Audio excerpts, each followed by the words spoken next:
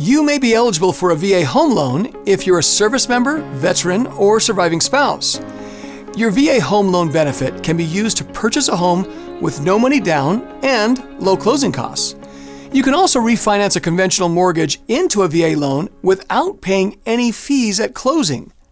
Once you've decided to pursue a VA home loan and know how much you can borrow, it's time to apply for your Certificate of Eligibility, or COE. You can apply for your COE online or by mail.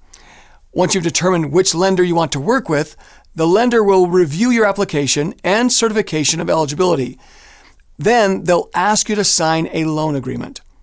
After this is done, the lender will call or email you with an approval decision and any information they need from you before beginning closing procedures on your home purchase.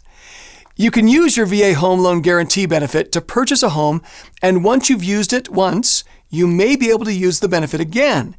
If you sell your current home and buy another one with the money, you can still get a VA mortgage. MHS Lending is an approved VA lender specializing in VA home loans.